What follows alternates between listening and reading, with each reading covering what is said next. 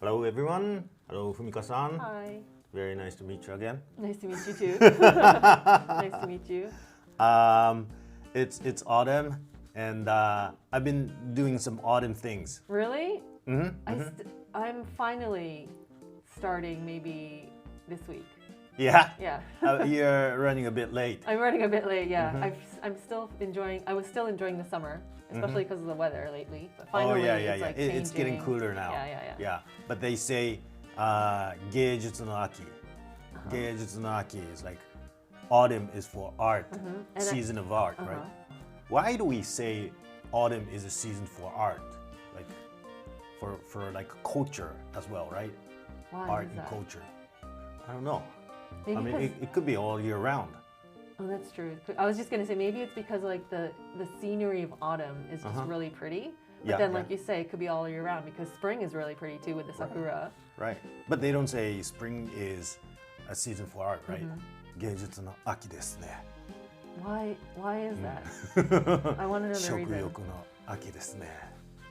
So I went to a museum and I went to this, they had a Tokyo Metropolitan Museum, I think, which is in Ueno. And they had a exhibition of Van Gogh. Goho. And so yeah, that's what I'm wearing. Goho. Goho. That's a Japanese way of saying Van Gogh, right? Yeah, I mean, I wouldn't understand it, or Americans probably wouldn't understand it if you said. If I say goho. Uh-huh. Yeah. Now in Japanese as well, they're sticking the fan inside. So in Japanese, in the museum and stuff, they were saying Van Gogh. Van Gogh. Van Gogh, but Renoir is another artist. You mean artist names get confused? Yeah. How to pronounce them, and then, but in English pronunciation, it's different. It's not Renoir. Yeah. It's something like Renoir. Renoir. Who would know in Japan? I mean, no one would know that that person is talking about Renoir because it's Renoir. Now the artist and also the coffee shop. The coffee shop. Renoir. And also, one name that I got mixed up was Leonardo da Vinci. How did you get that mixed up? That's a famous name, right? Yeah. Now, Leonardo da Vinci, right? In Japan, when we refer to that artist, we say Da Vinci usually, right? Da Vinci. And I was referring to him as Da Vinci when I was speaking in English. And the person I was speaking to said, "Oh, that's wrong. You should refer to him as Leonardo." Really? Because Da Vinci is like, the Vinci is like, I think the village where he's from, and Da is like of. So Leonardo of the place called Vinci. Oh, really? Or the family called Vinci. It's not his last name? No. It's like a nickname almost. So when you say Da Vinci, it's like you're just saying of Tokyo. Oh, okay. For that person. So you have to say Shinoharu da Vinci is like Shinoharu da Tokyo is like so yeah. Wow, I didn't know that. I didn't know that either. But everyone says Da Vinci. I mean, you can't always say Leonardo da Vinci because it's too long, and you get you bite your tongue.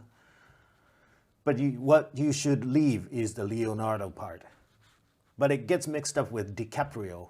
If in my mind the whole time I'm imagining Leonardo DiCaprio and the Da Vinci Code poster, like the movie poster. Yeah. But that's related to Da Vinci Code, Da Vinci right? Code, yeah. I didn't know you were into art. Momentarily. Just for now, because it's autumn. Because it's autumn, and because I went to this museum, which was very nice. What was interesting is that it's a collection by a single collector. Oh, okay. From Germany, I think. Wow. And she collected Van Gogh's paintings from his early days and into his final days. So and his art changed a lot during those times. And so when you go to the exhibition, you can see how he started out by just like drum in pencil, and then going into that like flaring up, the tree, the orange or the sunflower. Yeah. So his style changed a lot. And you can see that along the way.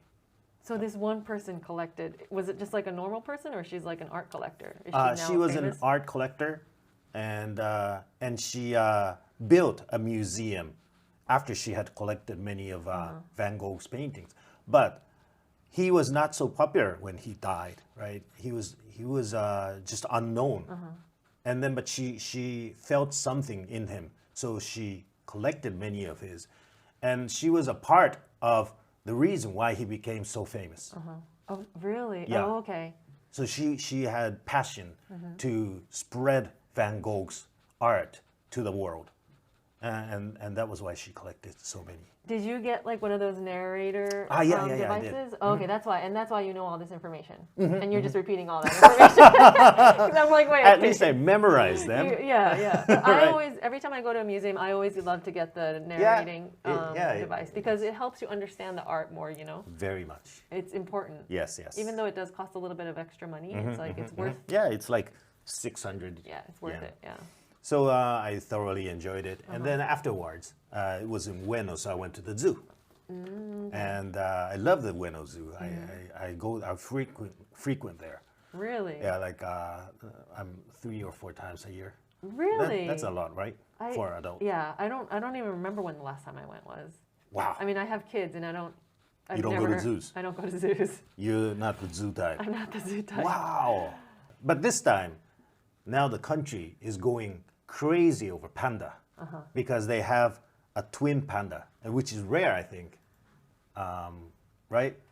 And they recently they named those twin pandas, and you follow that news. I saw at the least, news. right? Yeah, I saw the news of a lady because they were saying that they collected who the gave birth names. to the panda? they were like having an interview with the lady who she was like, "Oh, I was the one who named it." Because they were collecting suggestions for the baby panda names. She was? Well, she was like, because one of them is called Ray Ray, right? Yeah. And she was just saying that, I applied Ray Ray for one of the names, so I'm so happy to be the the namer of the panda. But obviously, it's not just her.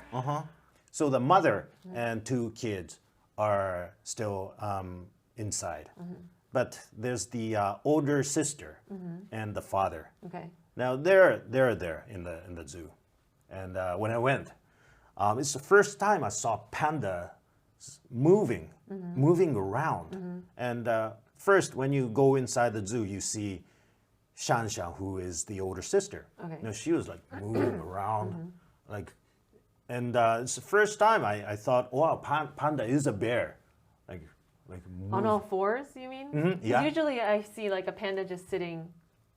I don't have an image of it really walking around. It's Right, just very right. lazy, just lying around and stuff. Yeah, like taking a nap. Taking a nap. Yeah, I don't really see any movement. So Right. yeah. She was like mightily moving around. Okay. And I mean, if she rushed toward me, I would just fly away. Oh, really? She was that much of a bear. Okay. Yeah. And then on the other side of the zoo, there was the father, Lili. So they're not in the same.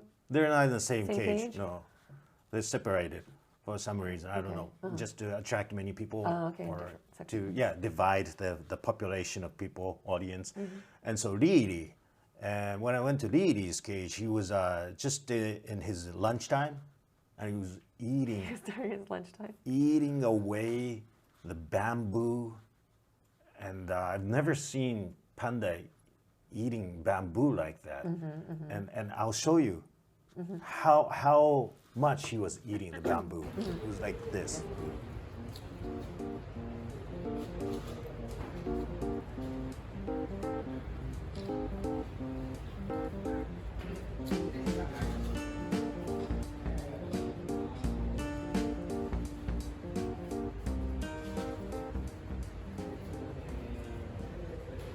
So yeah, I mean, he's just munching on it.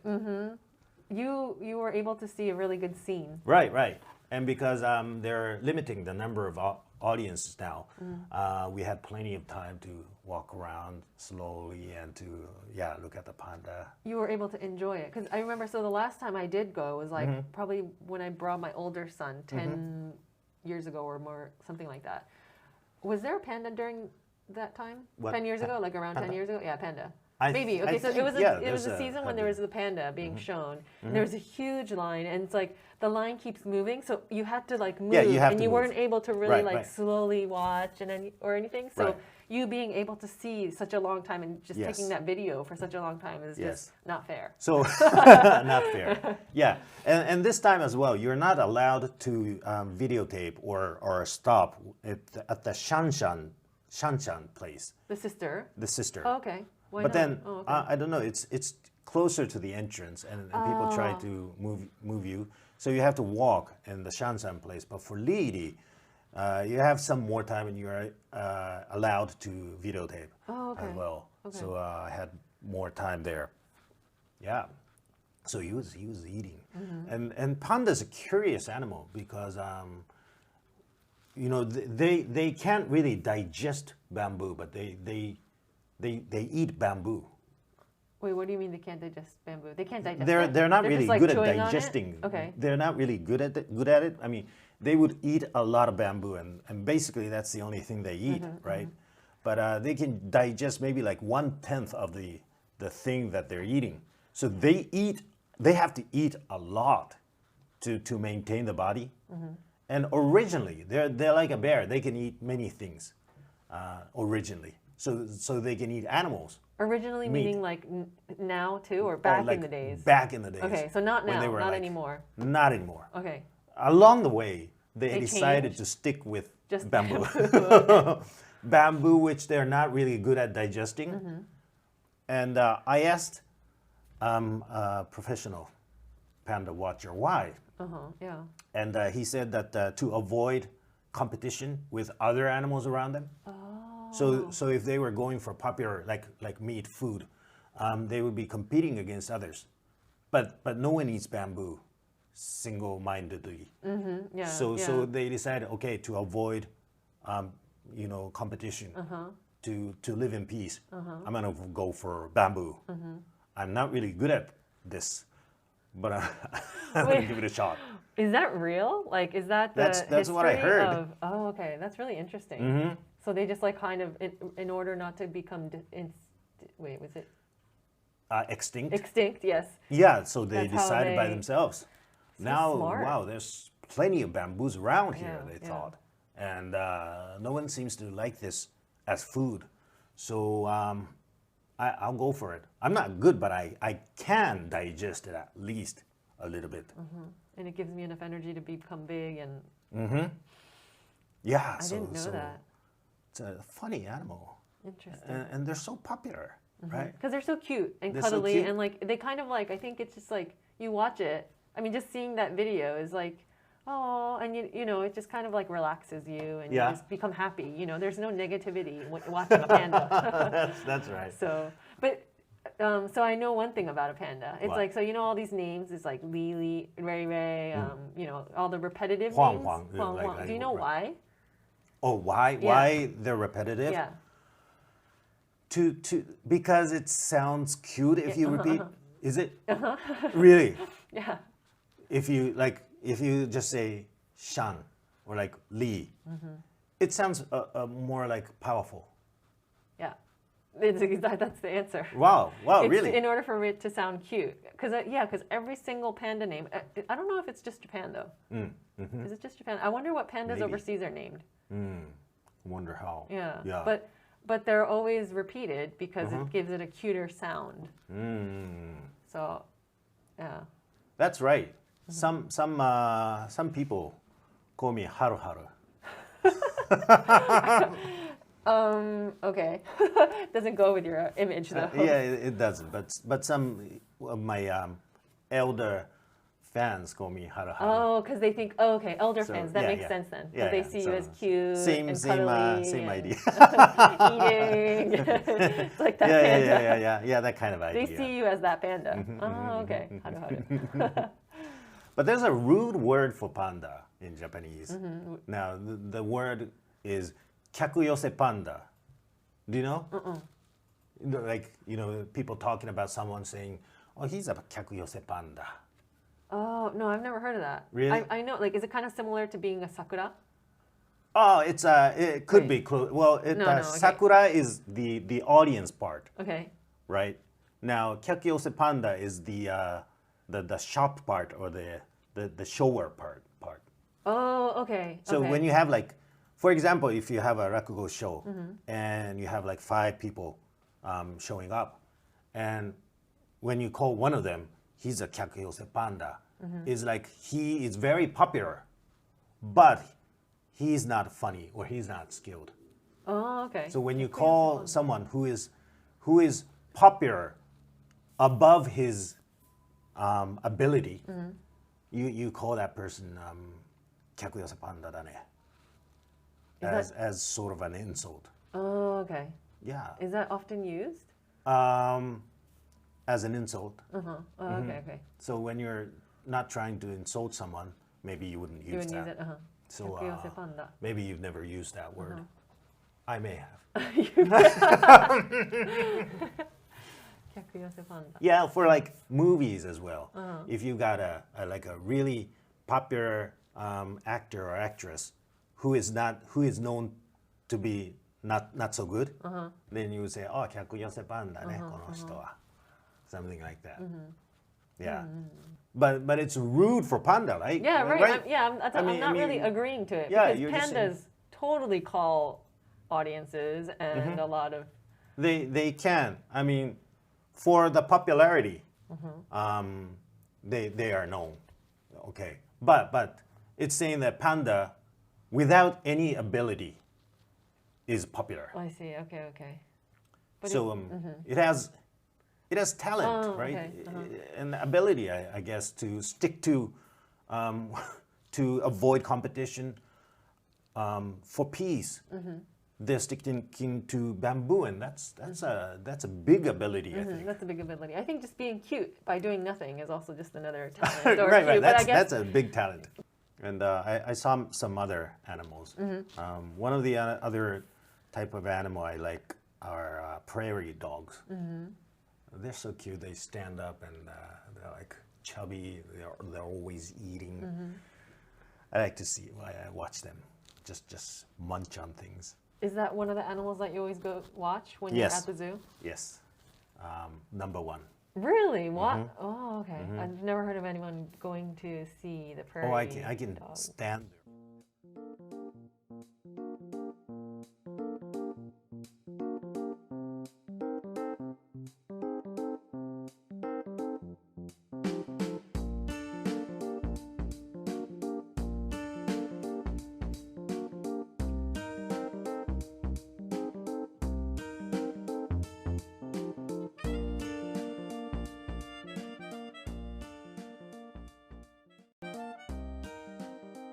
But we're running out of time, I think. Oh, okay. So we'll talk about that. We'll talk about that. And are you going to introduce a story next time, maybe? Oh, yeah. Next time, maybe I will. Okay, next time. Yeah. So we'll continue this conversation next time. Okay. Sounds good. All right. So see you again next time. Bye-bye.